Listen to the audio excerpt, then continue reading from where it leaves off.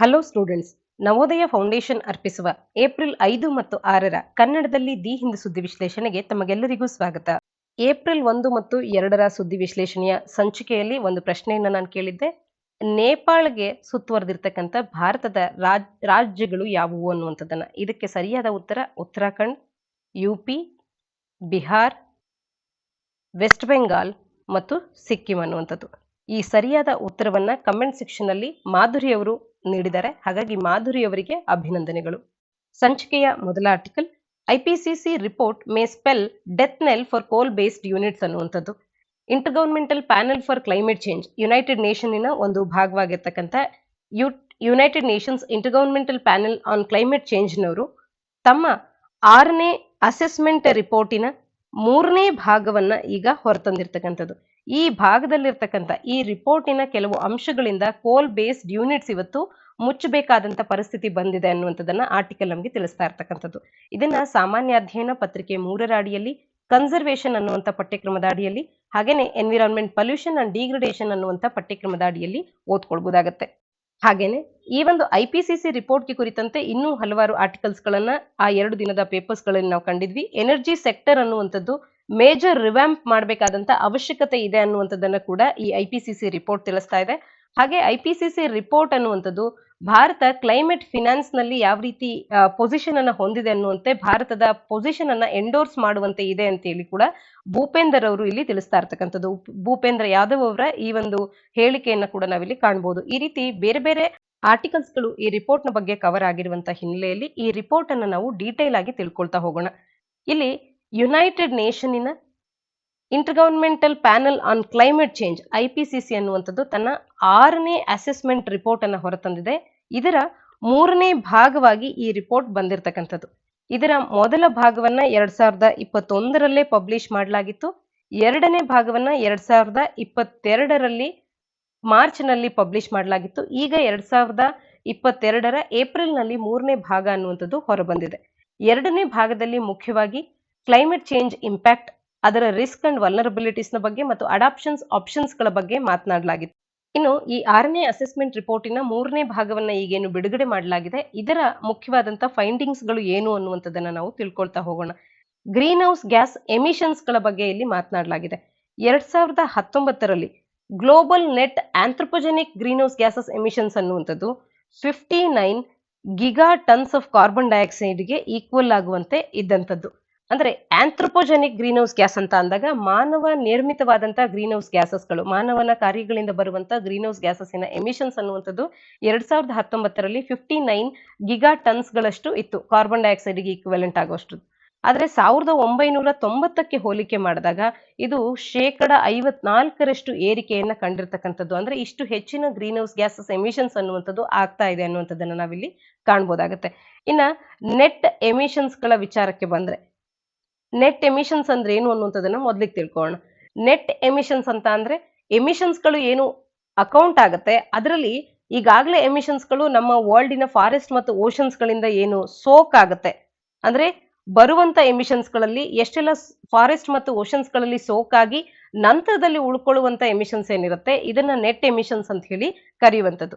ಈ ರೀತಿಯ net anthropogenic emissions ಅನ್ನುವಂಥದ್ದು 1990ರಿಂದ 54% ಹೆಚ್ಚಾಗಿ 2019ರಲ್ಲಿ 59 gigatons of carbon dioxide ಗೆ ಈಕ್ವಲೆಂಟ್ ಆದಷ್ಟು ಎಮಿಷನ್ಸ್ ಗಳು ಆಗಿರ್ತಕ್ಕಂಥದ್ದು. ಆಂಥ್ರೋಪೋಜೆನಿಕ್ ಅಂದಾಗ ಹ್ಯೂಮನ್ ಡ್ರೈವನ್ ಆಕ್ಟಿವಿಟೀಸ್ ಗಳಿಂದ ಬಂದಿರತಕ್ಕಂಥದ್ದು. ಉದಾಹರಣೆಗೆ ಎನರ್ಜಿಗೆ ಕೋಲನ್ನ ಬರ್ನ್ ಮಾಡುವಂತದ್ದಾಗಿರ್ಬೋದು ಅಥವಾ ಕಾಡುಗಳನ್ನ ಕಡಿಯುವುದರಿಂದ ಆಗಿರ್ಬೋದು, ಈ ರೀತಿಯ ಕಾರಣಗಳಿಂದ ಆಗ್ತಾ ಇರ್ತಕ್ಕಂಥ ಈ ಒಂದು ಗ್ರೀನ್ ಹೌಸ್ ಗ್ಯಾಸಸ್ ಎಮಿಷನ್ಸ್ ಗಳು ಸಾಕಷ್ಟು ಹೆಚ್ಚಾಗಿದೆ ಅನ್ನುವಂಥದ್ದನ್ನ ಇಲ್ಲಿ ತಿಳಿಸ್ತಾ ಇರ್ತಕ್ಕಂಥದ್ದು.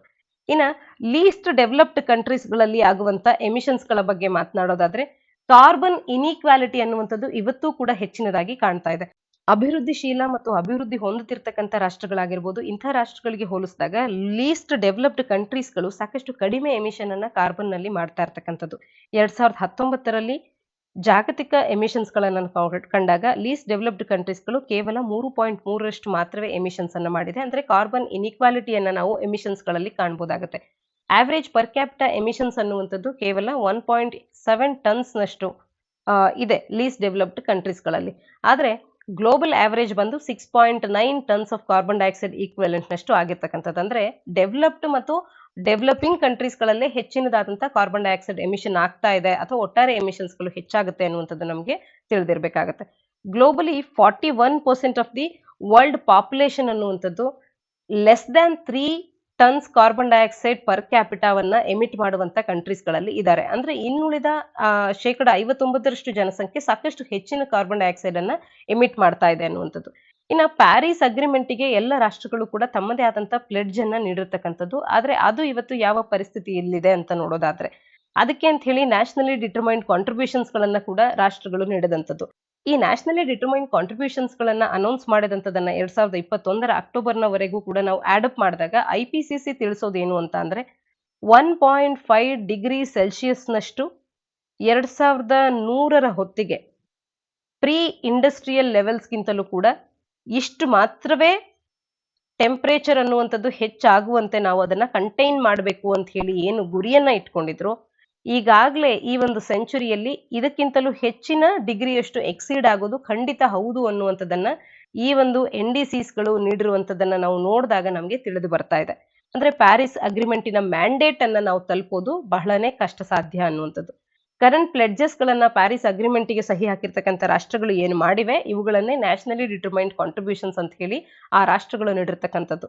ಕಾರ್ಬನ್ ಎಮಿಷನ್ಸ್ಗಳು ಎಕ್ಸಿಸ್ಟಿಂಗ್ ಮತ್ತು ಪ್ಲಾಂಟ್ ಫಾಸಿಲ್ ಫ್ಯೂಯಲ್ ಇನ್ಫ್ರಾಸ್ಟ್ರಕ್ಚರ್ ನಿಂದ ಗ್ರೇಟ್ಲಿ ಕಾಂಟ್ರಿಬ್ಯೂಟ್ ಮಾಡ್ತಾ ಇದೆ. ಈ ಒಂದು ಪ್ರಾಜೆಕ್ಟ್ ಫೇಲ್ಯೂರ್ ಆಗೋದಕ್ಕೆ ಕಾರಣ ಆಗ್ತಿರ್ತಕ್ಕಂಥದ್ದು ಅದೇ ಆಗಿರ್ತಕ್ಕಂಥ. ಈ ಹಿನ್ನೆಲೆಯಲ್ಲಿಯೇ ಕೋಲ್ ಬೇಸ್ಡ್ ಪ್ಲಾಂಟ್ಸ್ ಗಳನ್ನ ಏನು ನಾವು ಹೆಚ್ಚಿನದಾಗಿ ಬಳಕೆ ಮಾಡ್ಕೊಳ್ತಿದ್ದೇವೆ ಎನರ್ಜಿಗೆ ಅಂತ ಹೇಳಿ ಅವುಗಳನ್ನ ಮುಚ್ಚುವಂತ ಅವಶ್ಯಕತೆ ಆದಷ್ಟು ಶೀಘ್ರದಲ್ಲಿದೆ ಅಂತ ಹೇಳಿ ತಿಳಿಸ್ತಾ ಇರ್ತಕ್ಕಂಥದ್ದು. ಇನ್ನ ಲೋ ಎಮಿಷನ್ ಟೆಕ್ನಾಲಜೀಸ್ ಗಳ ವಿಚಾರಕ್ಕೆ ಬಂದ್ರೆ ವೈಡ್ ಸ್ಪ್ರೆಡ್ ಆಗಿ ಸಿಸ್ಟಮ್ ಟ್ರಾನ್ಸ್ಫಾರ್ಮೇಶನ್ಸ್ ಗಳನ್ನ ನಾವು ಎನರ್ಜಿ, ಬಿಲ್ಡಿಂಗ್ಸ್, ಟ್ರಾನ್ಸ್ಪೋರ್ಟ್, ಲ್ಯಾಂಡ್ ಇವುಗಳ ಸೆಕ್ಟರ್ಸ್ ಗಳಲ್ಲಿ ಕಾಣಬೇಕಾಗುತ್ತೆ. ಲೋ ಎಮಿಷನ್ ಅಥವಾ ಝೀರೋ ಕಾರ್ಬನ್ ಪಾತ್ವೇಸ್ ಗಳನ್ನ ಆದಷ್ಟು ಶೀಘ್ರದಲ್ಲಿ ನಾವು ಅಡಾಪ್ಟ್ ಮಾಡ್ಕೊಳ್ಬೇಕಾಗಿದೆ. Cost of low emission technologies ಅನ್ನುವಂಥದ್ದು ಕಂಟಿನ್ಯೂಸ್ಲಿ ಫಾಲ್ ಆಗ್ತಾ ಇದೆ 2010ರಿಂದ. ಹಾಗಾಗಿ ಲೋ ಎಮಿಷನ್ ಟೆಕ್ನಾಲಜೀಸ್ ಗಳನ್ನ ಎಲ್ಲ ರಾಷ್ಟ್ರಗಳು ಕೂಡ ಬಳಕೆ ಮಾಡ್ಕೊಳ್ಬೇಕು, ಅಳವಡಿಸ್ಕೊಳ್ಬೇಕು ಅನ್ನುವಂಥದ್ದು ಮುಖ್ಯವಾದಂತ ಒಂದು ಅಂಶ. ಇನ್ನ ಡಿಮ್ಯಾಂಡ್ ಸೈಡ್ ಮಿಟಿಗೇಷನ್ ಅನ್ನುವಂಥದ್ದು ಆಗಬೇಕಾಗಿದೆ. ಬಿಹೇವಿಯರಲ್ ಚೇಂಜಸ್ ಆಗಬೇಕಾಗಿದೆ ಎಲ್ಲ ಜನಗಳಲ್ಲಿ. ಪ್ಲಾಂಟ್ ಬೇಸ್ಡ್ ಡಯಟ್ ಅನ್ನ ಅಡಾಪ್ಟ್ ಮಾಡ್ಕೊಳ್ಳುವಂತೆ, ವಾಕಿಂಗ್ ಅಥವಾ ಸೈಕ್ಲಿಂಗಿಗೆ ಹೆಚ್ಚಿನ ಗಮನವನ್ನ ಹರಿಸುವಂತೆ, ಇವೆಲ್ಲದರಿಂದಾಗಿ ಗ್ರೀನ್ ಹೌಸ್ ಗ್ಯಾಸಸ್ ಗಳ ಎಮಿಷನ್ ಅನ್ನುವಂಥದ್ದು 40ರಿಂದ 50ರಷ್ಟು ಕಡಿಮೆ ಆಗ್ಬೋದಾಗತ್ತೆ 2050ರ ಹೊತ್ತಿಗೆ. ಹಾಗಾಗಿ ಈ ರೀತಿಯ ಚೇಂಜಸ್ ಗಳನ್ನ ನಾವು ಮಾಡ್ಕೊಳ್ಬೇಕು. ಡಿಮ್ಯಾಂಡ್ ಸೈಡ್ ನಿಂದಲೇ ಈ ಒಂದು ಎನರ್ಜಿ, ಕೋಲ್ ಬೇಸ್ಡ್ ಎನರ್ಜಿ ಅಥವಾ ಒಟ್ಟಾರೆ ಎನರ್ಜಿ ಕನ್ಸಂಪ್ಷನ್ ಅನ್ನು ನಾವು ಕಡಿಮೆ ಮಾಡಬೇಕು. ಆಗ ನಮಗೆ ಈ ಒಂದು ಗ್ರೀನ್ ಹೌಸ್ ಗ್ಯಾಸಸ್ ಗಳ ಎಮಿಷನ್ ಅನ್ನುವಂಥದ್ದು ಕಡಿಮೆ ಆಗ್ತಾ ಬರುತ್ತೆ. ಇನ್ನು GDP ಯ ಮೇಲೆ ಯಾವ ರೀತಿಯಾಗಿ ಇಂಪ್ಯಾಕ್ಟ್ ಮಾಡುತ್ತೆ ಅಂತ ಅಂದ್ರೆ, intergovernmental panel on climate change ಹೇಳುವಂತೆ ಲೋ ಕಾಸ್ಟ್ ಕ್ಲೈಮೇಟ್ ಮಿಟಿಗೇಷನ್ ಆಪ್ಷನ್ಸ್ಗಳು global greenhouse gases emissions ಗಳನ್ನ ಅರ್ಧ ಮಾಡಬಹುದಾಗುತ್ತೆ 2030ರ ಹೊತ್ತಿಗೆ. ಹಾಗಾಗಿ low cost climate mitigations options ಗಳಿಗೆ ನಾವು ಹೆಚ್ಚಿನ ಮೊರೆ ಹೋಗ್ಬೇಕಾಗುತ್ತೆ. ಇನ್ನು ಈ ರೀತಿಯ ಒಂದು ಗುರಿಯನ್ನ ನಾವು ಮುಟ್ಟೋದಕ್ಕೆ INDCಯಲ್ಲಿ ನಾವು ನೀಡಿರ್ತಕ್ಕಂಥ ಗುರಿಗಳನ್ನ ಮುಟ್ಟೋದಕ್ಕಾಗಿರಬಹುದು ಅಥವಾ ಗ್ರೀನ್ ಹೌಸ್ ಗ್ಯಾಸಸ್ ಗಳ ಎಮಿಷನ್ಸ್ ಅನ್ನ ಕಡಿಮೆ ಮಾಡೋದಕ್ಕೆ ಲೋ ಕಾಸ್ಟ್ ಟೆಕ್ನಾಲಜೀಸ್ ಗಳನ್ನ ಬಳಸ್ಕೊಳ್ಳೋದಕ್ಕೆ ಶಾರ್ಟ್ ಫಾಲ್ ಆಫ್ ಫಿನಾನ್ಸಸ್ ಅನ್ನುವಂಥದ್ದು ಒಂದು ಸಮಸ್ಯೆ ಆಗ್ತಾ ಇದೆ. ಆಂಬಿಷಿಯಸ್ ಮಿಟಿಗೇಷನ್ ಗೋಲ್ಸ್ ಗಳನ್ನ ಅಚೀವ್ ಮಾಡೋದಕ್ಕೆ ಇದು ತೊಡಕಾಗ್ತಾ ಇರ್ತಕ್ಕಂಥದ್ದು. ಹಾಗಾಗಿ ಗ್ಯಾಪ್ಸ್ ಗಳು ಎಲ್ಲೆಲ್ಲ ಇದೆ ಅಂತ ಅಂದ್ರೆ agriculture, forestry, land uses sectors ಗಳಲ್ಲಿ ಡೆವಲಪಿಂಗ್ ಕಂಟ್ರೀಸ್ ಗಳಲ್ಲಿ ಈ ಒಂದು ಗ್ಯಾಪ್ಸ್ ಗಳನ್ನ ನಾವು ಕಾಣಬಹುದಾಗುತ್ತೆ.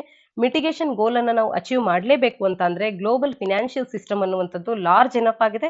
ಸಫಿಷಿಯಂಟ್ ಗ್ಲೋಬಲ್ ಕ್ಯಾಪಿಟಲ್ ಮತ್ತು ಲಿಕ್ವಿಡಿಟಿ ಅನ್ನುವಂಥದ್ದು ಇವತ್ತು ಕೂಡ ಎಕ್ಸಿಸ್ಟ್ ಆಗಿರೋದ್ರಿಂದ ಈ ವಾಯ್ಡ್ ಅನ್ನ ಫಿಲ್ ಮಾಡೋದಕ್ಕೆ ಅಂತ ಹೇಳಿ ಅದನ್ನ ಬಳಕೆ ಮಾಡ್ಕೊಳ್ಬೇಕಾದಂತ ಅವಶ್ಯಕತೆ ಇದೆ. ಎಲ್ಲ ಕಂಟ್ರೀಸ್ಗಳು ಕೂಡ ಮುಂದೆ ಬಂದು ಇನ್ನಷ್ಟು ಡೊನೇಟ್ ಮಾಡುವಂಥದ್ದು ಮತ್ತು ಇದನ್ನ ಸರಿಯಾದ ರೀತಿಯಲ್ಲಿ ಬಳಕೆ ಮಾಡ್ಕೊಳ್ಳುವಂಥದ್ದು, ಒಟ್ಟಾರೆ ಗ್ರೀನ್ ಹೌಸ್ ಗ್ಯಾಸಸ್ ಗಳ ಎಮಿಷನ್ ಅನ್ನ ಕಡಿಮೆ ಮಾಡುವಂತದ್ರ ಕಡೆಗೆ ಗಮನವನ್ನ ಹರಿಸಬೇಕು.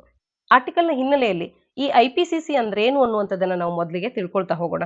ಇದೊಂದು ಅಂತಾರಾಷ್ಟ್ರೀಯ ಮಟ್ಟದಲ್ಲಿರ್ತಕ್ಕಂಥ ಒಂದು ಸಂಸ್ಥೆ ಆಗಿದ್ದು, ವಾತಾವರಣದಲ್ಲಿ ಆಗುವಂತ ಕ್ಲೈಮೇಟ್ ಚೇಂಜ್ಗೆ ಕುರಿತಂತೆ, ಅದರ ವಿಜ್ಞಾನಕ್ಕೆ ಕುರಿತಂತೆ ಅಸೆಸ್ ಅನ್ನು ಮಾಡುವಂತ ಒಂದು ಸಂಸ್ಥೆ ಆಗಿದೆ. 1988ರಲ್ಲಿ ವರ್ಲ್ಡ್ ಮಿಟಿಯಾಲಜಿಕಲ್ ಆರ್ಗನೈಸೇಷನ್ ಅವರು ಹಾಗೇನೆ ಯುನೈಟೆಡ್ ನೇಷನ್ ಎನ್ವಿರಾನ್ಮೆಂಟ್ ಪ್ರೋಗ್ರಾಮ್ನವರು ಈ ಎರಡೂ ಸಂಸ್ಥೆ ಸೇರಿ IPCCಯನ್ನ ಪ್ರಾರಂಭ ಮಾಡುತ್ತೆ. ಪಾಲಿಸಿ ಮೇಕರ್ಸ್ ಗಳಿಗೆ ರೆಗ್ಯುಲರ್ ಅಸೆಸ್ಮೆಂಟಿನ ಅವಶ್ಯಕತೆ ಇರುತ್ತೆ. ಕ್ಲೈಮೇಟ್ ಚೇಂಜಿನ ಸೈಂಟಿಫಿಕ್ ಬೇಸಿಸ್ ಅನ್ನುವಂಥದ್ದು ನಮಗೆ ಗೊತ್ತಾಗಬೇಕಾಗಿತ್ತು. ಫ್ಯೂಚರ್ ರಿಸ್ಕ್ ಆಗಿರ್ಬೋದು, ಇಂಪ್ಯಾಕ್ಟ್ಸ್ ಗಳಾಗಿರ್ಬೋದು, ಅಡಾಪ್ಟೇಷನ್ ಮತ್ತು ಮಿಟಿಗೇಷನ್ ಆಪ್ಷನ್ಸ್ ಗಳ ಕುರಿತಂತೆ ಮಾಹಿತಿ, ವೈಜ್ಞಾನಿಕವಾದಂತಹ ಒಂದು ಆಧಾರ ಅನ್ನುವಂಥದ್ದು ನಮಗೆ ಬೇಕಾಗ್ತಿತ್ತು. ಇದೆಲ್ಲದರ ಹಿನ್ನೆಲೆಯಲ್ಲಿ IPCC ಅನ್ನುವಂಥದ್ದು ಪ್ರಾರಂಭ ಆಯಿತು.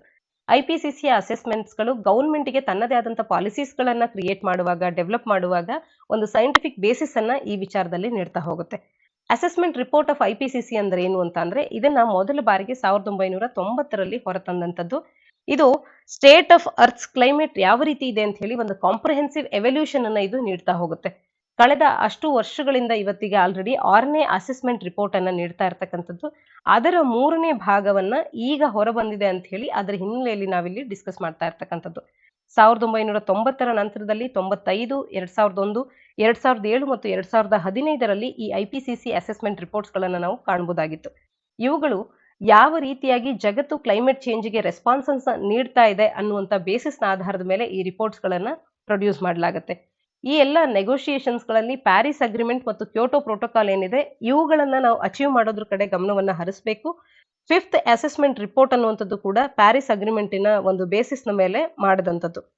ಈ ಅಸೆಸ್ಮೆಂಟ್ ರಿಪೋರ್ಟ್ಸ್ಗಳು 3 ವರ್ಕಿಂಗ್ ಗ್ರೂಪ್ ಆಫ್ ಸೈಂಟಿಸ್ಟ್ ಗಳಿಂದ ಪ್ರಿಪೇರ್ ಆಗುತ್ತೆ. ಒಂದು ವರ್ಕಿಂಗ್ ಗ್ರೂಪ್ 1 ಅನ್ನುವಂತ ಇಲ್ಲಿ ಕ್ಲೈಮೇಟ್ ಚೇಂಜ್ಗೆ ಕುರಿತಂತೆ ಸೈಂಟಿಫಿಕ್ ಬೇಸಿಸ್ ಅನ್ನ ಡೀಲ್ ಮಾಡುವಂತೆ ಇಲ್ಲಿ ಕಾರ್ಯವನ್ನು ಮಾಡಲಾಗುತ್ತೆ. ವರ್ಕಿಂಗ್ ಗ್ರೂಪ್ 2 ನ ಅಡಿಯಲ್ಲಿ ಇದರ ಒಂದು ಕ್ಲೈಮೇಟ್ ಚೇಂಜಿನ ಇಂಪ್ಯಾಕ್ಟ್ ಆಗಿರ್ಬೋದು, ವಲ್ನರಬಿಲಿಟೀಸ್ ಆಗಿರ್ಬೋದು, ಇದಕ್ಕೆ ಅಡಾಪ್ಟೇಷನ್ ಇಶ್ಯೂಸ್ ಯಾವ ರೀತಿ ಇದೆ ಅಂತ ಹೇಳಿ ಅದರ ಬಗೆಗೆ ಗಮನವನ್ನು ಹರಿಸಲಾಗುತ್ತೆ. ವರ್ಕಿಂಗ್ ಗ್ರೂಪ್ 3 ಅನ್ನುವಂಥದ್ದು ಕ್ಲೈಮೇಟ್ ಚೇಂಜ್ ಅನ್ನ ಕಂಬ್ಯಾಟ್ ಮಾಡೋದಕ್ಕೆ ತಗೊಳ್ಬೇಕಿರ್ತಕ್ಕಂಥದ್ದ ಆಕ್ಷನ್ಸ್ ಗಳ ಕಡೆ ಗಮನವನ್ನ ಹರಿಸುತ್ತೆ. ಒಟ್ಟಾರೆ IPCC ಸಂಸ್ಥೆ ಮತ್ತು ಇದರ ರಿಪೋರ್ಟ್ಸ್ ಅನ್ನುವಂಥದ್ದು ಪರೀಕ್ಷಾ ದೃಷ್ಟಿಯಿಂದ ಬಹಳನೇ ಪ್ರಾಮುಖ್ಯತೆಯನ್ನು ಹೊಂದಿರುತ್ತೆ. ಇದ್ರ ಬಗ್ಗೆ ನಾವು ಡೀಟೇಲ್ ಆಗಿ ತಿಳ್ಕೊಳ್ಬೇಕು. ಇದರ ಕೀ ಪ್ರಾವಿಷನ್ಸ್ ಗಳು ಕೂಡ ನಮಗೆ ತಿಳಿದಿರಬೇಕಾಗುತ್ತೆ. ಮುಂದಿನ article 99% of world's population is breathing polluted air ಅಂತ ಹೇಳಿ ವಿಶ್ವ ಆರೋಗ್ಯ ಸಂಸ್ಥೆ ತಿಳಿಸ್ತಾ ಇರ್ತಕ್ಕಂಥದ್ದು. ಇದನ್ನ ಸಾಮಾನ್ಯ ಅಧ್ಯಯನ ಪತ್ರಿಕೆ 3ರ ಅಡಿಯಲ್ಲಿ ಎನ್ವಿರಾನ್ಮೆಂಟ್ ಪಲ್ಯೂಷನ್ ಅಂಡ್ ಡಿಗ್ರೇಡೇಷನ್ ಅನ್ನುವಂಥ ಪಠ್ಯಕ್ರಮದ ಅಡಿಯಲ್ಲಿ ಓದ್ಕೊಳ್ಬಹುದಾಗುತ್ತೆ. ಏಪ್ರಿಲ್ 7ರಂದು ವರ್ಲ್ಡ್ ಹೆಲ್ತ್ ಡೇ ಅನ್ನುವಂಥ ಒಂದು ದಿನವನ್ನು ಆಚರಿಸ್ತೇವೆ. ಇದರ ಹಿನ್ನೆಲೆಯಲ್ಲಿ ವರ್ಲ್ಡ್ ಹೆಲ್ತ್ ಆರ್ಗನೈಸೇಷನ್ ಅನ್ನುವಂಥದ್ದು ಏರ್ ಕ್ವಾಲಿಟಿ ಡೇಟಾ ಬೇಸ್ 2022 ಇದರ ಹಿಂದೆಯೇ ರಿಲೀಸ್ ಮಾಡ್ತು. ಇದರ ಪ್ರಕಾರ ನಮಗೆ ತಿಳಿದು ಬಂದಿರತಕ್ಕಂಥದ್ದು ಏನು ಅಂದ್ರೆ ಜಗತ್ತಿನ ಪಾಪ್ಯುಲೇಷನ್ ಅನ್ನ, ಜಗತ್ತಿನ ಜನಸಂಖ್ಯೆಯಲ್ಲಿ 99% ಮಂದಿ ವರ್ಲ್ಡ್ ಹೆಲ್ತ್ ಆರ್ಗನೈಸೇಷನ್ ಏನು ಬ್ರೀತ್ ಮಾಡೋದಕ್ಕೆ ಬೆಟರ್ ಅಂತ ಹೇಳಿ ಒಂದು ಲಿಮಿಟ್ಸ್ ಗಳನ್ನ, ಸ್ಟ್ಯಾಂಡರ್ಡ್ಸ್ ಗಳನ್ನ ನೀಡಿರ್ತಕ್ಕಂಥದ್ದು ಏನಿದೆ ಅದನ್ನ ಮೀರಿದಂತ ಒಂದು ಏರ್ ಅನ್ನೇ ಇನ್ಹೇಲ್ ಮಾಡ್ತಿದ್ದಾರೆ ಜಗತ್ತಿನ 99% ಜನಸಂಖ್ಯೆ ಅಂತ ಹೇಳಿ ಇಲ್ಲಿ ತಿಳಿಸ್ತಾ ಇರ್ತಕ್ಕಂಥದ್ದು.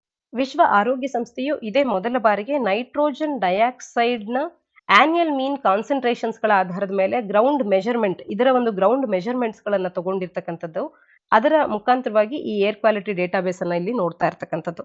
ಹಾಗೇನೆ ಇದರ ಮೆಜರ್ಮೆಂಟ್ಸ್ ಗಳಲ್ಲಿ ಪರ್ಟಿಕ್ಯುಲೇಟ್ ಮ್ಯಾಟರ್ ಅನ್ನ ಕೂಡ ಇನ್ಕ್ಲೂಡ್ ಮಾಡ್ಕೊಳ್ಳಲಾಗಿದೆ. PM 2.5, PM 10 ಇವುಗಳನ್ನ ಕೂಡ ಇಲ್ಲಿ ಮೆಜರ್ ಮಾಡಲಾಗ್ತಾ ಇದೆ. ಇವುಗಳ ಅಳತೆಗೋಲನ್ನ ಹೊಂದೋ ಮುಖಾಂತರವಾಗಿ ಇವತ್ತಿನ ಏರ್ ಕ್ವಾಲಿಟಿ ಅನ್ನುವಂಥದ್ದು ವರ್ಸ್ಟ್ ಆಗಿದೆ ಅನ್ನುವಂಥದ್ದನ್ನ ತಿಳಿಸ್ತಾ ಇರ್ತಕ್ಕಂಥದ್ದು. ಈ ಫೈಂಡಿಂಗ್ಸ್ ಅನ್ನುವಂಥದ್ದು WHO ಯಾತಕ್ಕೆ ಮಾಡ್ತಾ ಇದೆ ಅಂತಂದ್ರೆ ಫಾಸಿಲ್ ಫ್ಯೂಯಲ್ ಯೂಸೇಜ್ ಅನ್ನ ಕರ್ಬ್ ಮಾಡೋದಕ್ಕೆ, ಅದರ ಇಂಪಾರ್ಟೆನ್ಸ್ ಎಷ್ಟು ಅನ್ನುವಂಥದ್ದನ್ನ ಪ್ರಾಮುಖ್ಯತೆಯನ್ನ ತಿಳಿಸ್ಕೊಡೋದಕ್ಕೆ ಈ ಫೈಂಡಿಂಗ್ಸ್ ನೆರವಾಗುತ್ತೆ. ಮತ್ತು ಇನ್ನಷ್ಟು ಟ್ಯಾಂಜಿಬಲ್ ಸ್ಟೆಪ್ಸ್ ಗಳನ್ನ ಏರ್ ಕ್ವಾಲಿಟಿಯ ಪೊಲ್ಯೂಷನ್ ಲೆವೆಲ್ಸ್ ಗಳನ್ನ ಕಡಿಮೆ ಮಾಡೋದಕ್ಕೆ ಅಂತ ಹೇಳಿ ತಗೊಳ್ಳೋದಕ್ಕೆ ಇದೆಲ್ಲ ನೆರವಾಗುತ್ತೆ. 2021ರ ವರ್ಲ್ಡ್ ಏರ್ ಕ್ವಾಲಿಟಿ ರಿಪೋರ್ಟ್ ಏನು ರಿಲೀಸ್ ಆಗಿತ್ತು, ಸ್ವಿಸ್ ಗ್ರೂಪ್ 1 IQ ಏರ್ ಅಂತ ಹೇಳಿ ಇದನ್ನ ರಿಲೀಸ್ ಮಾಡ್ತಾರೆ. ಇದರ ಪ್ರಕಾರ ಭಾರತ 15 ಮೋಸ್ಟ್ ಪಲ್ಯೂಟೆಡ್ ಸಿಟೀಸ್ ಗಳನ್ನ ನಾವು ಸೆಂಟ್ರಲ್ ಅಂಡ್ ಸೌತ್ ಏಷ್ಯಾದಲ್ಲಿ 2021ರಲ್ಲಿ ನೋಡಿದ್ರೆ ಭಾರತವೇ 11 ನಗರಗಳನ್ನ ಹೊಂದಿದೆ ಈ 15 ಮೋಸ್ಟ್ ಪಲ್ಯೂಟೆಡ್ ಸಿಟೀಸ್ ಗಳಲ್ಲಿ ಅನ್ನುವಂಥದ್ದು ತಿಳಿದು ಬರುತ್ತೆ. 15 ಸೆಂಟ್ರಲ್ ಏಷ್ಯನ್ ಸಿಟೀಸ್ ಗಳನ್ನ ನೋಡಿದಾಗ 11 ಭಾರತದಲ್ಲೇ ಇದೆ ಮೋಸ್ಟ್ ಪಲ್ಯೂಟೆಡ್ ಅನ್ನುವಂಥವು. ಈ ಏರ್ ಕ್ವಾಲಿಟಿ ಡೇಟಾಬೇಸ್ 2022ರ ಇಂಪಾರ್ಟೆಂಟ್ ಫೈಂಡಿಂಗ್ಸ್ ಅಂದಾಗ ಅನ್ಹೆಲ್ತಿ ಏರ್ ಅನ್ನುವಂಥದ್ದು 117 ಕಂಟ್ರೀಸ್ಗಳ 6000 ಸಿಟೀಸ್ಗಳಲ್ಲಿ ಇವತ್ತು ಏರ್ ಕ್ವಾಲಿಟಿಯನ್ನ ಮಾನಿಟರ್ ಮಾಡ್ತಾ ಇದ್ರೆ. ಅನ್ಹೆಲ್ತಿ ಏರ್ ಅನ್ನುವಂಥದ್ದು ಸಾಕಷ್ಟು ಕಡೆಗಳಲ್ಲಿ ಇದೆ ಅನ್ನುವಂಥದ್ದು. ಫೈನ್ ಪರ್ಟಿಕ್ಯುಲೇಟ್ ಮ್ಯಾಟರ್ಗಳ ಲೆವೆಲ್ಸ್ ಗಳನ್ನ ಕ್ರಾಸ್ ಮಾಡುವಷ್ಟು ಏರ್ ಅನ್ನುವಂಥದ್ದು ಇವತ್ತು ಕಲುಷಿತಗೊಂಡಿದೆ ಅನ್ನುವಂಥದ್ದು. ನೈಟ್ರೋಜನ್ ಡೈಆಕ್ಸೈಡಿನ ಲಿಮಿಟ್ಸ್ ಗಳನ್ನು ಕೂಡ ಮೀರಿ ಇವತ್ತು ಅಲ್ಲಿನ ಏರ್ ಪೊಲ್ಯೂಷನ್ ಆಗ್ತಾ ಇರ್ತಕ್ಕಂಥದ್ದು.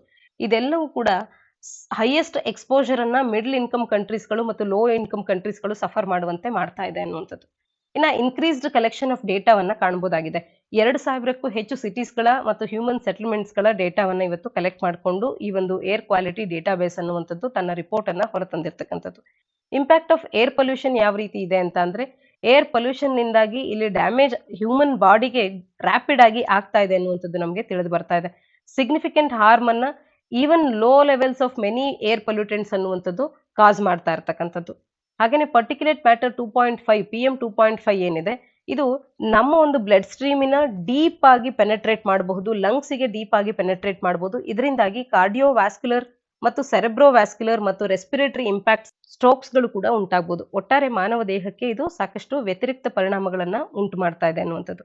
ಇನ್ನು ನೈಟ್ರೋಜನ್ ಡೈಆಕ್ಸೈಡ್ ಅನ್ನುವಂಥದ್ದು ರೆಸ್ಪಿರೇಟರಿ ಡಿಸೀಸಸ್ಗಳಿಗೆ ಅಸೋಸಿಯೇಟ್ ಆಗಿದೆ. ಉದಾಹರಣೆಗೆ ಅಸ್ತಮಾ ಆಗಿರಬಹುದು, ರೆಸ್ಪಿರೇಟರಿ ಸಿಂಪ್ಟಮ್ಸ್ಗಳಾದಂಥ coughing, wheezing, difficulty in breathing ಇವೆಲ್ಲವುಗಳನ್ನ ಇದು ಉಂಟು ಮಾಡುತ್ತೆ.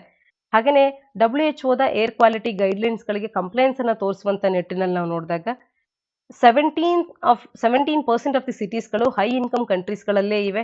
117 ಕಂಟ್ರೀಸ್ಗಳ ಏರ್ ಕ್ವಾಲಿಟಿಯನ್ನು ಮಾನಿಟರ್ ಮಾಡಿದಾಗ ಏರ್ ಕ್ವಾಲಿಟಿ ಗೈಡ್ಲೈನ್ಸ್ಗಳಿಗೆ ಕಂಪ್ಲೈನ್ಸ್ ಅನ್ನು ತೋರಿಸದೇ ಇರತಕ್ಕಂಥ ಸಿಟೀಸ್ಗಳನ್ನು ನೋಡಿದ್ರೆ 17% ಆಫ್ ದಿ ಸಿಟೀಸ್ಗಳು ಹೈ ಇನ್ಕಮ್ ಕಂಟ್ರೀಸ್ಗಳಲ್ಲಿವೆ.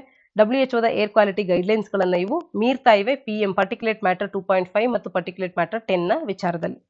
ಈ WHO ನ್ಯೂ ಏರ್ ಕ್ವಾಲಿಟಿ ಗೈಡ್ಲೈನ್ಸ್ಗಳು ಏನು ಅಂತ ಹೇಳಿ ತಿಳ್ಕೊಳ್ಳೋದಾದ್ರೆ 2021ರಲ್ಲಿ ಹೊಸ ಗೈಡ್ಲೈನ್ಸ್ಗಳನ್ನ ಕೂಡ ವಿಶ್ವ ಆರೋಗ್ಯ ಸಂಸ್ಥೆ ತಂದಿದೆ. ಇದರ ಪ್ರಕಾರ ಹೆಲ್ತ್ ಆಫ್ ಪಾಪ್ಯುಲೇಷನ್ ಅನ್ನ ಪ್ರೊಟೆಕ್ಟ್ ಮಾಡಬೇಕು ಅಂತ ಅಂದ್ರೆ ಕೀ ಏರ್ ಪೊಲ್ಯೂಟೆಂಟ್ಸ್ಗಳನ್ನ ರೆಡ್ಯೂಸ್ ಮಾಡಬೇಕಾಗಿದೆ. ಹಾಗೇನೆ ಕಂಟ್ರೀಸ್ಗಳು ಬೋತ್ ಪ್ರೊಟೆಕ್ಟಿಂಗ್ ಹೆಲ್ತ್ಗೂ ಗಮನವನ್ನು ಹರಿಸಬೇಕು, ಗ್ಲೋಬಲ್ ಕ್ಲೈಮೇಟ್ ಚೇಂಜ್ ಅನ್ನ ಮಿಟಿಗೇಟ್ ಮಾಡೋದಕ್ಕೂ ಕೂಡ ಗಮನವನ್ನು ಹರಿಸಬೇಕಾಗುತ್ತೆ. ಎರಡೂ ದಿಸೆಯಲ್ಲಿ ಈ ಒಂದು ಏರ್ ಕ್ವಾಲಿಟಿಯನ್ನು ನಾವು ಕಾಪಾಡಿಕೊಳ್ಬೇಕಾಗಿದೆ. ಇನ್ನ ಪಾಲಿಸಿಗಳಲ್ಲಿ ಇವೆನ್ಶಿಯಲ್ ಆಗಿ ಶಿಫ್ಟ್ಸ್ ಗಳನ್ನ ಮಾಡೋದ್ರ ಮುಖಾಂತರವಾಗಿ ಸರ್ಕಾರಗಳು ನ್ಯೂ ಇಯರ್ ಸ್ಟ್ರಿಕ್ಟರ್ ಸ್ಟ್ಯಾಂಡರ್ಡ್ಸ್ ಗಳನ್ನ ಇಂಪ್ಲಿಮೆಂಟ್ ಮಾಡಬೇಕು, ಎವಾಲ್ವ್ ಆಗುವಂತೆ ಮಾಡಬೇಕು ಅನ್ನುವಂಥದ್ದು.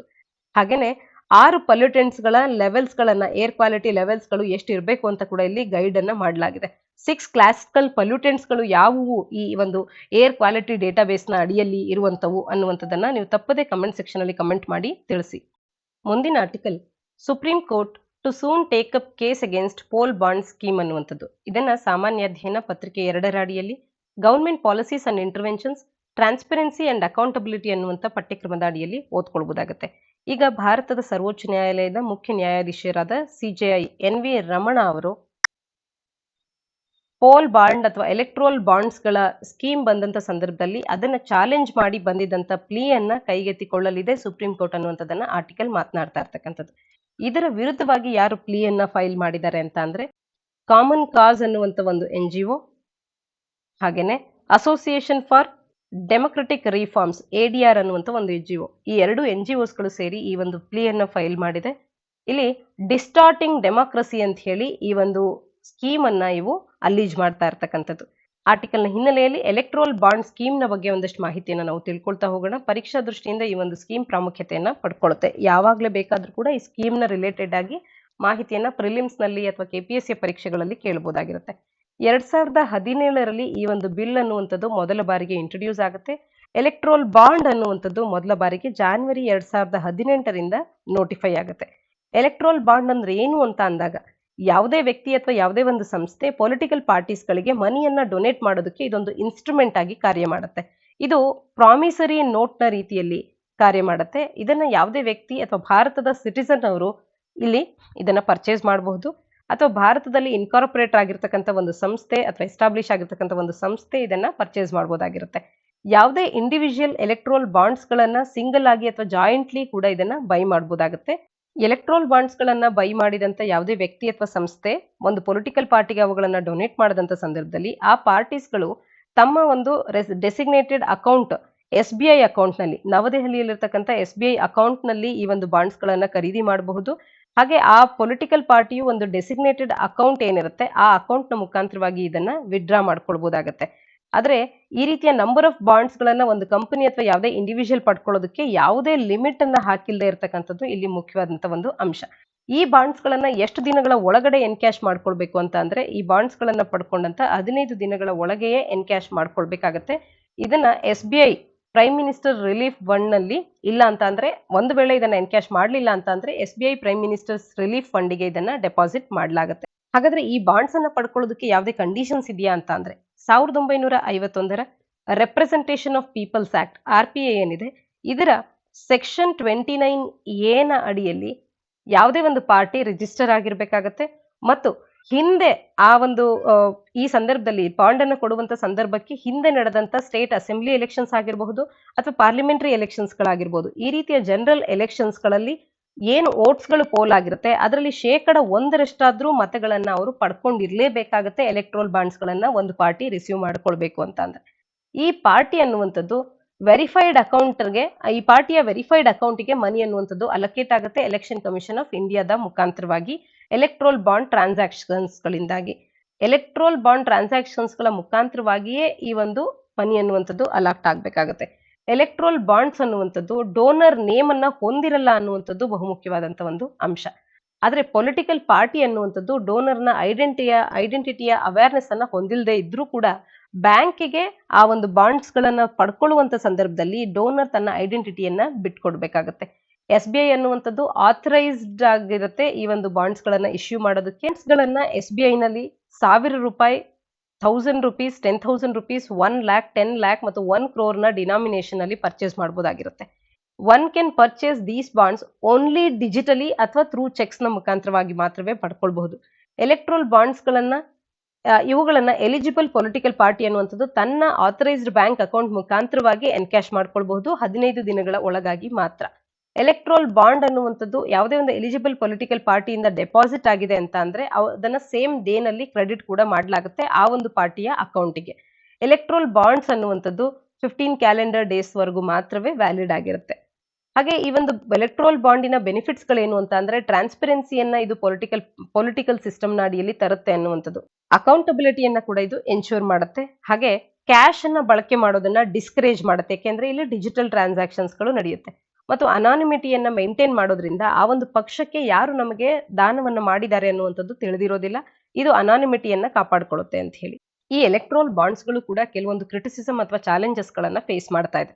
ಈ ಹಿಂದೆ ವೋಟರ್ಸ್ ಗಳು ಅಥವಾ ಯಾವುದೇ ವ್ಯಕ್ತಿ ಒಂದು ಕಂಪನಿ ಆರ್ಗನೈಸೇಷನ್ ಅನ್ನುವಂಥದ್ದು ಒಂದು ಪೊಲಿಟಿಕಲ್ ಪಾರ್ಟಿಗೆ ಫಂಡಿಂಗ್ ಅನ್ನ ಮಾಡಿದೆ ಅಂತ ಅಂದ್ರೆ ಅದು 20,000 ಮೀರಿದ್ದೇ ಆಗಿದ್ರೆ ಯಾವ ವ್ಯಕ್ತಿ ಡೊನೇಷನ್ ಅನ್ನ ನೀಡಿದ್ದಾರೆ ಅನ್ನುವಂತ ಮಾಹಿತಿಯನ್ನ ಪಬ್ಲಿಕ್ಸಿಗೆ ಅದು ಡಿಸ್ಕ್ಲೋಸ್ ಮಾಡಬೇಕಾಗಿತ್ತು ಪೊಲಿಟಿಕಲ್ ಪಾರ್ಟಿ ಅನ್ನುವಂಥದ್ದು.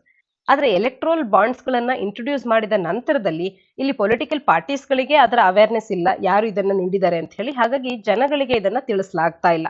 ಇದರಿಂದಾಗಿ ಜನಗಳ ಅಥವಾ ಸಿಟಿಸನ್ಸ್ ಗಳ ಒಂದು ರೈಟ್ ಏನಿತ್ತು, ರೈಟ್ ಟು ನೋ ಅನ್ನುವಂಥದ್ದು ಇದು ಇನ್ಫ್ರಿಂಜ್ ಆಗುತ್ತೆ. ಒಟ್ಟಾರೆ ಈ ಒಂದು ಪೊಲಿಟಿಕಲ್ ಕ್ಲಾಸ್ ಅನ್ನುವಂಥದ್ದನ್ನ ಮತ್ತಷ್ಟು ಅನ್ಅಕೌಂಟಬಲ್ ಆಗಿ ಮಾಡ್ತಾ ಇವೆ ಈ ಬಾಂಡ್ಸ್ ಗಳು ಅನ್ನುವಂಥದ್ದು ಮತ್ತೊಂದು ಸಮಸ್ಯೆ ಆಗ್ತಾ ಇದೆ. ಇನ್ನ ಶಾಲೋ ಅನಾನಿಮಿಟಿ ಅಂದ್ರೆ ಅನಾನಿಮಿಟಿ ಇದೆ ಅಂತ ಅಂದ್ರೂ ಕೂಡ ಬ್ಯಾಂಕ್ಗಳಿಗೆ ಇಲ್ಲಿ ಈ ಮಾಹಿತಿ ಅನ್ನುವಂಥದ್ದು ಬ್ಯಾಂಕ್ಗಳಿಗೆ ತಿಳಿದು ಬರುತ್ತೆ. ಹಾಗಾಗಿ ಶಾಲೋ ಅನಾನಿಮಿಟಿ ಅಂತ ಹೇಳಿ ಇದನ್ನ ಕರಿತಾ ಇದ್ದಾರೆ. ಅನ್ಆಥರೈಸ್ಡ್ ಆದಂತ ಡೊನೇಷನ್ಸ್ ಗಳು ಕೂಡ ಇಲ್ಲಿ ಬರ್ಬೋದಾಗಿರುತ್ತೆ ಅನ್ನುವಂಥದ್ದು.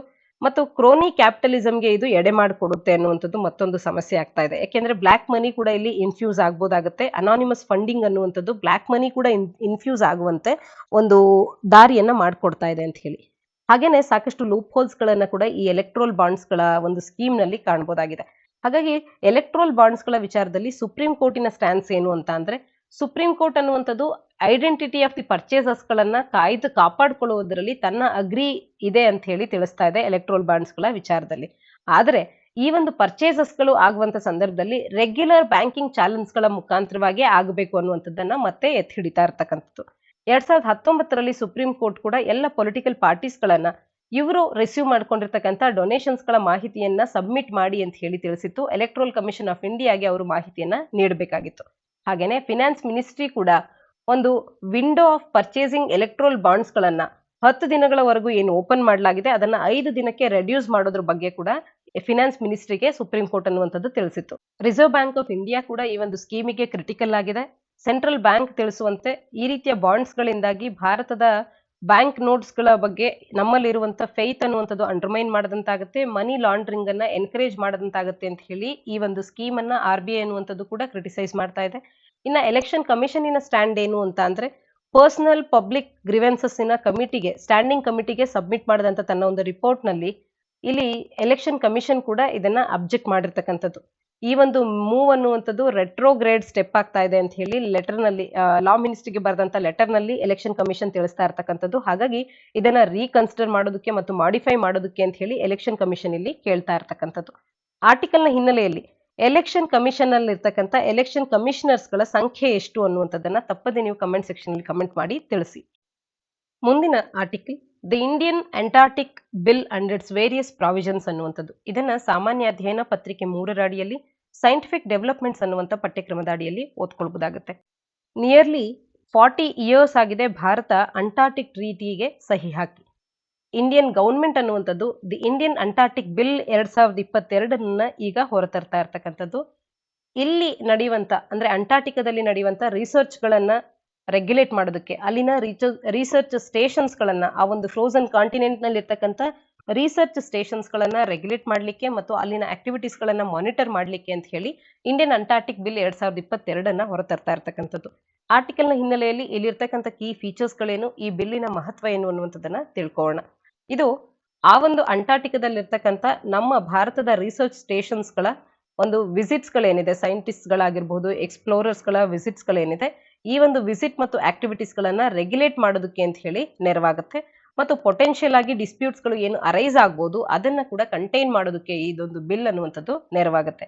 ಇನ್ನು ಈ ಬಿಲ್ ಅನ್ನುವಂಥದ್ದು ಯಾರಿಗೆಲ್ಲ ಅಪ್ಲಿಕಬಲ್ ಆಗುತ್ತೆ ಅಂತ ಅಂದ್ರೆ, ಭಾರತೀಯರಿಗೂ ಅಪ್ಲಿಕಬಲ್ ಆಗುತ್ತೆ, ಫಾರಿನ್ ಸಿಟಿಸನ್ಸ್ ಗಳಿಗೂ ಅಪ್ಲಿಕಬಲ್ ಆಗುತ್ತೆ, ಕಾರ್ಪೊರೇಷನ್ಸ್, ಫರ್ಮ್ಸ್, ಜಾಯಿಂಟ್ ವೆಂಚರ್ಸ್ ಯಾವೆಲ್ಲ ಭಾರತದಲ್ಲಿ ಕಾರ್ಯ ಮಾಡುತ್ತೆ ಇವೆಲ್ಲವೂ ಕೂಡ ನೆರವಾಗುತ್ತೆ ಅನ್ನುವಂಥದ್ದು, ಅಂದ್ರೆ ಅಪ್ಲಿಕಬಲ್ ಆಗುತ್ತೆ ಅನ್ನುವಂಥದ್ದು. ಇನ್ನು ಪೀನಲ್ ಪ್ರಾವಿಷನ್ಸ್ ಗಳನ್ನ ಕೂಡ, ಸೀರಿಯಸ್ ಆದಂತ ವೈಲೇಷನ್ಸ್ ಗಳು ಮಾಡಿದಾಗ ಪೀನಲ್ ಪ್ರಾವಿಷನ್ಸ್ ಗಳನ್ನ ಕೂಡ ಈ ಬಿಲ್ ಅನ್ನುವಂಥದ್ದು ಹೊಂದಿದೆ ಅನ್ನುವಂಥದ್ದು. ಹಾಗೇನೆ ಇಂಡಿಯನ್ ಎಕ್ಸ್ಪೆಡಿಷನ್ ಟು ಅಂಟಾರ್ಟಿಕಾ ಏನಿದೆ, ಅಥವಾ ಯಾವುದೇ ಒಂದು ಆಕ್ಟಿವಿಟೀಸ್ ಗಳನ್ನ, ಕೆಲವು ಆಕ್ಟಿವಿಟೀಸ್ ಗಳನ್ನ ಅಂಟಾರ್ಟಿಕಾದಲ್ಲಿ ಪರ್ಮಿಷನ್ ಇಲ್ಲದೆ ಮಾಡುವಂಥದ್ದು, ಇದನ್ನ ಈ ಒಂದು ಬಿಲ್ ಅನ್ನುವಂಥದ್ದು ಪ್ರಾಹಿಬಿಟ್ ಮಾಡ್ತಾ ಇದೆ.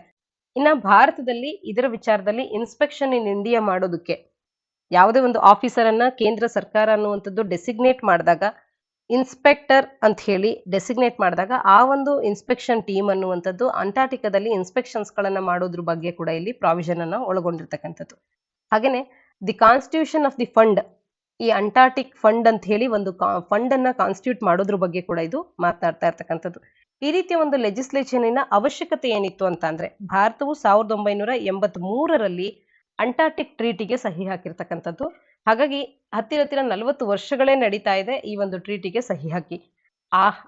ಆ ಹಿನ್ನೆಲೆಯಲ್ಲಿ ಭಾರತದ ರಿಸರ್ಚ್ ಸ್ಟೇಷನ್ಸ್ಗಳು ಅಂಟಾರ್ಟಿಕಾದಲ್ಲಿ ಏನಿವೆ ಅವುಗಳನ್ನ ರೆಗ್ಯುಲೇಟ್ ಮಾಡೋದಕ್ಕೆ ಒಂದು ಬಿಲ್ ಅನ್ನುವಂಥದ್ದು ಅವಶ್ಯಕತೆ ಇತ್ತು ಅಂತ ಹೇಳಿ ಇದನ್ನ ಈಗ ಇಂಟ್ರೊಡ್ಯೂಸ್ ಮಾಡ್ತಾ ಇರ್ತಕ್ಕಂಥದ್ದು.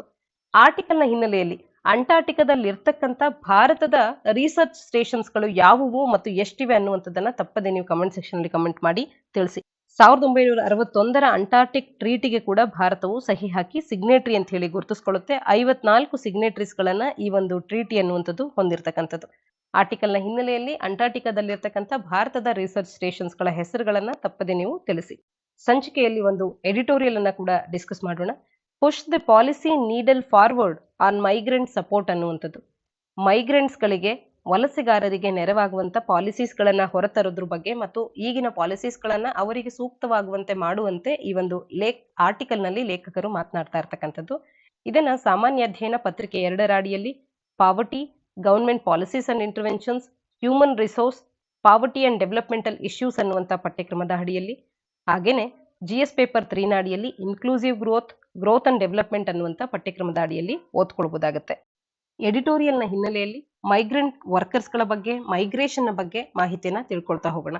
COVID-19 ನ ಹಿನ್ನೆಲೆಯಲ್ಲಿ ರಾಷ್ಟ್ರಾದ್ಯಂತ ಲಾಕ್ಡೌನ್ ಅನ್ನ ನಾವು ಕಂಡ್ವಿ ಮೊದಲ ಬಾರಿಗೆ.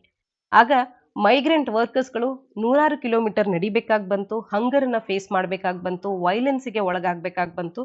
ಅವರ ಒಂದು ಸೇಫ್ಟಿ ಅನ್ನುವಂಥದ್ದು ಯಾರ ಒಂದು ಗಮನಕ್ಕೂ ಬರದಂತ ವಿಚಾರ ಆಗಿತ್ತು. ಈ ರೀತಿಯ ಒಂದು ಡಯರ್ ಸರ್ಕಮ್ಸ್ಟಾನ್ಸಸ್ ಗಳನ್ನ ಮೈಗ್ರೆಂಟ್ಸ್ ಗಳು ಫೇಸ್ ಮಾಡಿದ್ರು COVID-19 ನ ಲಾಕ್ಡೌನ್ ನ ಸಂದರ್ಭದಲ್ಲಿ. ನಂತರದಲ್ಲಿ ಮೊದಲ ಬಾರಿಗೆ one nation one ration card ಅನ್ನುವಂತ ಒಂದು ಯೋಜನೆಯನ್ನ ಹೊರತರಲಾಯಿತು. ಏಕೆ ಅಂತಂದ್ರೆ ಆ ಮೈಗ್ರೆಂಟ್ಸ್ ಗಳು ಎಲ್ಲಿಯೇ ಇದ್ರು ಕೂಡ, ಭಾರತದಾದ್ಯಂತ ಎಲ್ಲೇ ಇದ್ರು ಕೂಡ ಅವರ ಒಂದು ರೇಷನ್ ಕಾರ್ಡ್ ನ ಮುಖಾಂತರವಾಗಿ ರೇಷನ್ಸ್ ಗಳನ್ನ ಪಡ್ಕೊಳ್ಬೇಕು ಅಂತ ಹೇಳಿ ಒಂದು ಇಂಪಾರ್ಟೆಂಟ್ ಪ್ರಾಜೆಕ್ಟ್ ಅನ್ನ ಹೊರತರಲಾಯಿತು. ನಂತರದಲ್ಲಿ ಅಫೋರ್ಡಬಲ್ ರೆಂಟಲ್ ಹೌಸಿಂಗ್ ಕಾಂಪ್ಲೆಕ್ಸಸ್ ಗಳನ್ನ ಕ್ರಿಯೇಟ್ ಮಾಡೋದ್ರ ಬಗ್ಗೆ ARHC ಸ್ಕೀಮ್ ಅನ್ನ ಕೂಡ ಇಂಟ್ರೊಡ್ಯೂಸ್ ಮಾಡಲಾಯಿತು. ಹಾಗೆ ಈ ಶ್ರಮ್ ಪೋರ್ಟಲ್ ಅನ್ನುವಂಥದ್ದು ಒಂದು ರೇ ಆಫ್ ಹೋಪ್ ಆಗಿ ರಿಫ್ಲೆಕ್ಷನ್ ಅನ್ನ ತೋರಿಸಿದಂಥದನ್ನ ಕೂಡ ನಾವಿಲ್ಲಿ ನೆನಪಿಸ್ಕೊಳ್ಬಹುದು. ಆದ್ರೂ ಕೂಡ ಸ್ಟೋರಿ ಆಫ್ ಮೈಗ್ರೆಂಟ್ಸ್ ಅನ್ನುವಂಥದ್ದು ಇವತ್ತು ಕೂಡ ಡಿಸ್ಟ್ರೆಸ್ ಅನ್ನ ಸಾಕಷ್ಟು ಹೊಂದಿರ್ತಕ್ಕಂಥ ಒಂದು ಕಥೆಯಾಗಿಯೇ ಉಳಿತಾ ಇದೆ. ಆರ್ಟಿಕಲ್ ನ ಹಿನ್ನೆಲೆಯಲ್ಲಿ ಮೈಗ್ರೇಷನ್ ಮತ್ತು ಮೈಗ್ರೆಂಟ್ಸ್ ನ ಬಗ್ಗೆ ತಿಳ್ಕೊಳ್ತಾ ಹೋಗೋಣ. ಏನಿದು ಸಿಗ್ನಿಫಿಕೆನ್ಸ್, ಮೈಗ್ರೇಷನ್ಗೆ ಯಾಕೆ ಇಷ್ಟೊಂದು ಮಹತ್ವವನ್ನು ನೀಡ್ತೇವೆ ಅಂತ ಅಂದ್ರೆ, ಭಾರತದಲ್ಲಿ ಎಲ್ಲಿಯೇ ಕೂಡ ಲೇಬರ್ಸ್ ಗಳ ಡಿಮ್ಯಾಂಡ್ ಅಂಡ್ ಸಪ್ಲೈ ಕಡಿಮೆ ಆಗ್ತದೆ ಅಂತ ಅಂದಾಗ ಆ ಒಂದು ಗ್ಯಾಪ್ಸ್ ಗಳನ್ನ ಫಿಲ್ ಮಾಡೋದಕ್ಕೆ ಇರುವಂತದ್ದೇ ಈ ಮೈಗ್ರೇಷನ್ ಅನ್ನುವಂಥದ್ದು ಸಾಕಷ್ಟು ನೆರವಾಗುತ್ತೆ. ಎಫಿಷಿಯೆಂಟ್ಲಿ ಸ್ಕಿಲ್ಡ್ ಲೇಬರ್ ಅನ್ನ, ಅನ್ಸ್ಕಿಲ್ಡ್ ಲೇಬರ್ ಅನ್ನ, ಚೀಪ್ ಲೇಬರ್ ಅನ್ನ ಸರಿಯಾದ ಜಾಗಕ್ಕೆ ಅಲೋಕೇಟ್ ಮಾಡುತ್ತೆ ಈ ಮೈಗ್ರೇಷನ್ ಅನ್ನುವಂಥ ಒಂದು ಪ್ರೋಸೆಸ್. ಹಾಗೇನೆ knowledge and skill of the migrants ಅನ್ನ ಕೂಡ ಇದು ಎನ್ಹಾನ್ಸ್ ಮಾಡುತ್ತೆ, ಅವರಿಗೆ ಒಳ್ಳೆಯ ಒಂದು ಎಕ್ಸ್ಪೋಜರ್ ಅನ್ನ ನೀಡುತ್ತೆ, ಹೊರ ಜಗತ್ತಿನೊಟ್ಟಿಗೆ ಇಂಟರಾಕ್ಟ್ ಮಾಡೋದಕ್ಕೆ ನೆರವಾಗುವಂತೆ ಮಾಡುತ್ತೆ. ಹಾಗೇನೆ ಅನ್ಎಂಪ್ಲಾಯ್ಮೆಂಟ್ ಅನ್ನ ಹೊಂದಿರತಕ್ಕಂಥ ಎಷ್ಟೋ ಮಂದಿಗೆ ಎಂಪ್ಲಾಯ್ಮೆಂಟ್ ಅನ್ನ ಕೊಡಿಸುವಂತ ಎಂಪ್ಲಾಯ್ಮೆಂಟ್ ಚಾನ್ಸಸ್ ಗಳನ್ನ ಹೆಚ್ಚುಗೊಳಿಸುತ್ತೆ, ಅವರ ಒಂದು ಕ್ವಾಲಿಟಿ ಆಫ್ ಲೈಫ್ ಅನ್ನ ಇಂಪ್ರೂವ್ ಮಾಡುತ್ತೆ ಎಂಪ್ಲಾಯ್ಮೆಂಟ್ ನ ಮುಖಾಂತರವಾಗಿ. ಇನ್ನು ಆ ಒಂದು ಮೈಗ್ರೆಂಟ್ ಲೇಬರರ್ಸ್ ಗಳ ಮೇಲೆ ಡಿಪೆಂಡ್ ಆಗಿರತಕ್ಕಂಥ ಒಂದು ಹೋಲ್ ಫ್ಯಾಮಿಲಿ ಹೌಸ್ ಹೋಲ್ಡ್ ಏನಿರುತ್ತೆ, ಅವರ ಒಂದು ಏರಿಯಾ ಆಫ್ ಆರಿಜಿನ್ ಏನಿರುತ್ತೆ, ಅಲ್ಲಿಗೂ ಕೂಡ ಒಂದು ಎಕನಾಮಿಕ್ ಕಂಡೀಷನ್ಸ್ ಗಳನ್ನ ಬೆಟರ್ಮೆಂಟ್ ಮಾಡೋದಕ್ಕೆ ಇದು ನೆರವಾಗುತ್ತೆ. ಇದರಿಂದಾಗಿ ಕನ್ಸ್ಯೂಮರ್ ಎಕ್ಸ್ಪೆಂಡಿಚರ್ ಅನ್ನುವಂಥದ್ದು ಇನ್ಕ್ರೀಸ್ ಆಗುತ್ತೆ, ಹೆಲ್ತ್ ನಲ್ಲಿ ಇನ್ವೆಸ್ಟ್ಮೆಂಟ್ ಹೆಚ್ಚಾಗುತ್ತೆ, ಎಜುಕೇಶನ್ ಮತ್ತು ಅಸೆಟ್ ಫಾರ್ಮೇಶನ್ ಅನ್ನುವಂಥದ್ದು ಕೂಡ ಆಗುತ್ತೆ. Present situation of migrant workers ಗಳು ಯಾವ ರೀತಿ ಇದೆ ಅಂತ ಅಂದ್ರೆ, ಭಾರತದಲ್ಲಿ 1/3 ನಷ್ಟು ಲೇಬರ್ ಫೋರ್ಸ್ ಅನ್ನುವಂಥದ್ದು ಮೊಬೈಲ್ ಆಗಿದೆ, ಅಂದ್ರೆ ಮೂವ್ ಆಗ್ತಾ ಇರುತ್ತೆ ಒಂದು ಕಡೆಯಿಂದ ಮತ್ತೊಂದು ಕಡೆಗೆ. ಅಂದ್ರೆ ಈ ರೀತಿಯ ಮೈಗ್ರೆಂಟ್ ವರ್ಕರ್ಸ್ ಗಳಾಗಿ 1/3 ನಷ್ಟು ಪೀಪಲ್ ಇದೆ ಭಾರತದಲ್ಲಿ, 1/3 ಆಫ್ ಟು ವರ್ಕ್ ಫೋರ್ಸ್ ಇದೆ ಅನ್ನುವಂಥದ್ದು ನಮಗೆ ತಿಳಿದಿರಲಿ. ಮೈಗ್ರೆಂಟ್ ವರ್ಕರ್ಸ್ ಗಳು ಭಾರತದಲ್ಲಿ ಕ್ರಿಟಿಕಲ್ ಸೆಕ್ಟರ್ಸ್ ಗಳಾದಂತ ಮ್ಯಾನುಫ್ಯಾಕ್ಚರಿಂಗ್, ಮುಖ್ಯವಾಗಿ construction, hospitality, logistics and commercial agriculture ನಲ್ಲಿ ಕಾರ್ಯ ಮಾಡ್ತಿರ್ತಕ್ಕಂಥದ್ದು.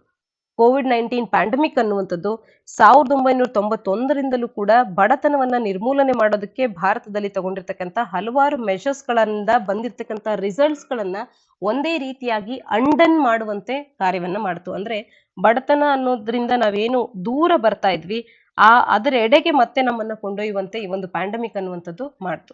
ರಿಪೀಟೆಡ್ ಸರ್ವೇಸ್ ಗಳಿಂದ ನಮಗೆ ತಿಳಿದು ಬಂದಿರೋದು ಏನಂದ್ರೆ, ಮೈಗ್ರೆಂಟ್ ಹೌಸ್ ಹೋಲ್ಡ್ಸ್ ಗಳು ಇವತ್ತು ಕೂಡ ಪ್ರೀ ಪ್ಯಾಂಡಮಿಕ್ ಲೆವೆಲ್ಸ್ ಗಳಲ್ಲಿ ಇದ್ದಂತ ಒಂದು ಇನ್ಕಮ್ ಏನಿತ್ತು ಅದಕ್ಕಿಂತಲೂ ಕೂಡ ಕಡಿಮೆ ಇನ್ಕಮ್ ಅನ್ನ ಇವತ್ತು ಹೊಂದುತ್ತಾ ಇದ್ದಾರೆ ಅಂತ ಹೇಳಿ.